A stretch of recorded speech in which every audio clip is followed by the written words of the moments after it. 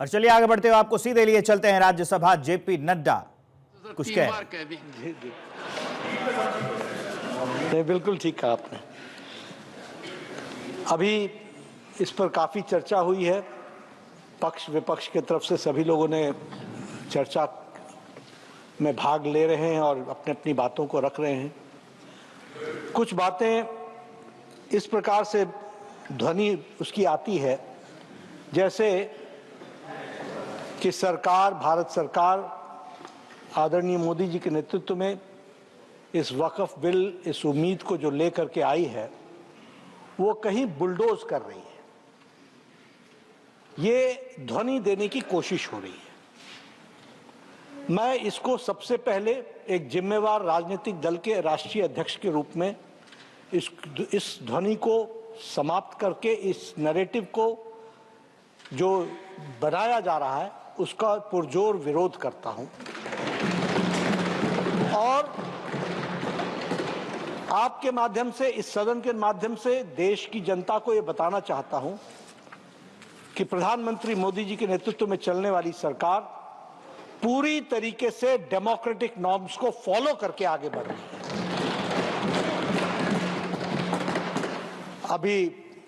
अब मैं प्रोसेसेस की बात करूं, नासिर जी ने उसके बारे में चर्चा की है, मैं भी उस पर चर्चा करूंगा।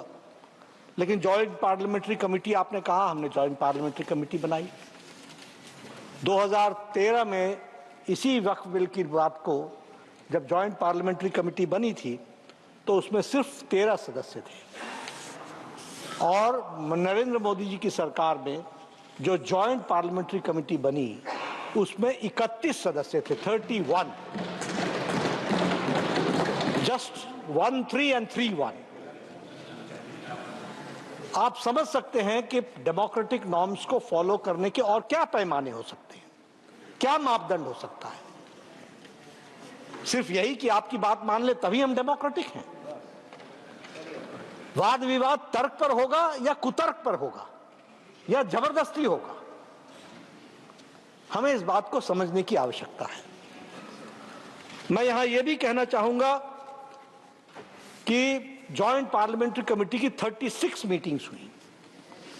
मैं जगदम्बिका पाल जी से बातचीत कर रहा था तो more than 200 hours have been spent on the joint parliamentary committee activities directly and indirectly. अब ये 200 hours what processes were adopted? अभी हमारे नासिर साहब कह रहे थे कि क्लॉज बाय क्लॉज वोटिंग नहीं हुई या डिस्कशन नहीं हुआ। मैं ये कहता हूं डिस्कशन क्या होता है, आपने अपनी बात कही, मैंने अपनी बात कही, यही डिस्कशन होता है। This is called discussion. It is not necessary that I agree to everything which you say.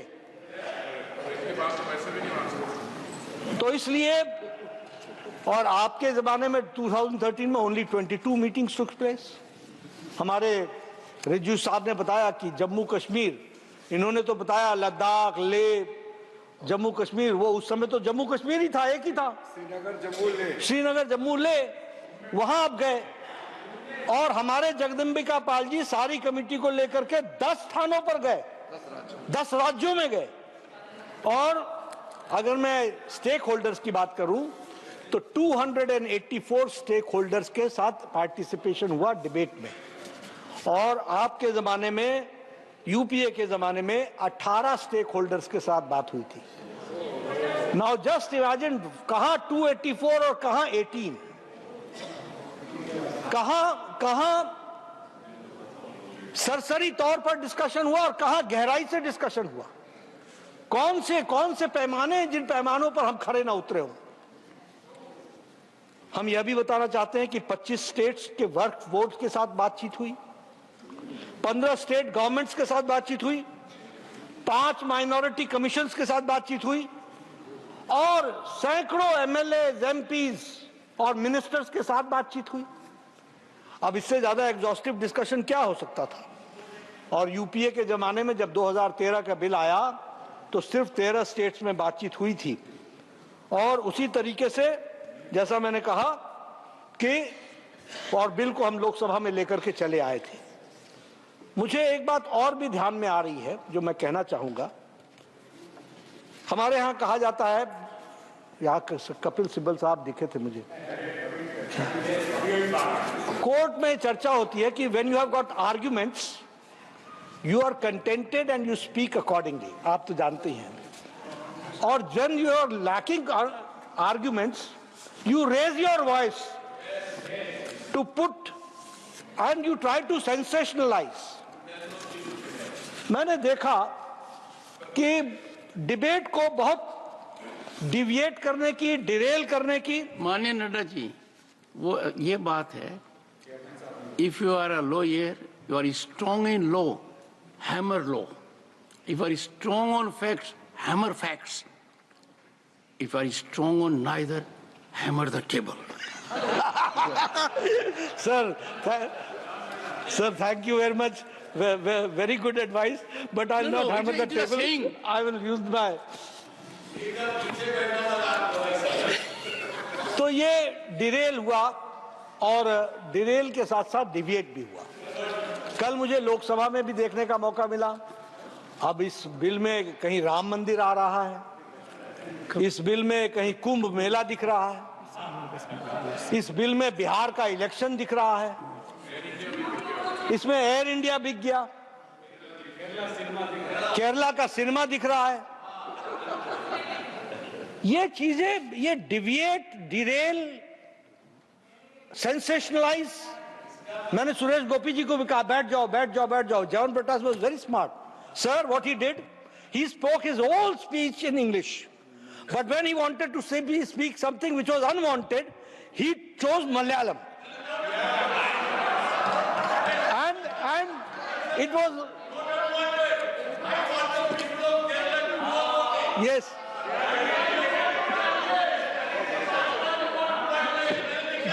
John Britas, yes, nahi, legally you are sound, John Britas, nothing, legally you are sound, but I said it's a smart move. Yes, smart move. You wanted something to be told to this house and you wanted something to be told to the Kerala people. So that smartness. It's a compliment. It's a compliment.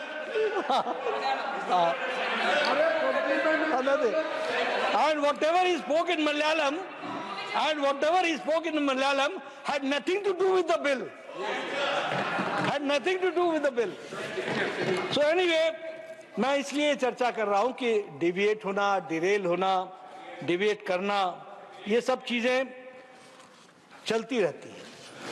दूसरी बात मैं कहना चाहता हूं कि हम यहां discussion का हमारा ऑब्जेक्टिव क्या है? क्या ऑब्जेक्टिव पार्टी का इंटरेस्ट है या ऑब्जेक्टिव नेशन का इंटरेस्ट है? हमको दोनों के बीच में तय करना है। मैं अपनी सरकार के बारे में मोदी जी के नेतृत्व में ये डंके की चोट पर कह सकता हूं कि यह बिल नेशन के इंटरेस्ट में है और उसके लिए हम लेकर के आए। यह किसी पार्टी के इंटरेस्ट में नहीं है, यह किसी पार्टी के इंटरेस्ट में नहीं है, यह किसी वोट बैंक को सेटिस्फाई करने के इंटरेस्ट में नहीं है, यह देश के इंटरेस्ट में है। अब ये वक्फ बोर्ड की प्रॉपर्टीज है। रिजू साहब ने बताया कि रेलवेज, डिफेंस, इनके बाद ये आती है। वैसे तो ये अब सबसे बड़ी प्रॉपर्टी इसलिए है क्योंकि डिफेंस और रेल तो भारत सरकार की प्रॉपर्टी है ही है, देश की प्रॉपर्टी है। लेकिन क्या इसका प्रॉपर मैनेजमेंट नहीं होना चाहिए? क्या इसमें कोई ये कोई कुतर्क है क्या?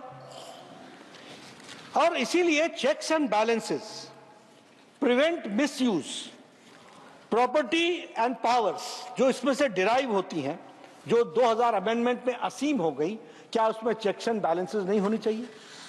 आप बताइए, वो अकाउंटेबल नहीं होने चाहिए क्या? क्या वो जवाबदेह नहीं होने चाहिए क्या? क्या वो भारत की जनता और मुस्लिम बहनों भाइयों के लिए जवाबदेह होने चाहिए कि नहीं होने चाहिए? यह बिल सिर्फ उसको अकाउंटेबल बनाने का प्रयास कर रहा है। इस बात को हमको समझना पड़ेगा।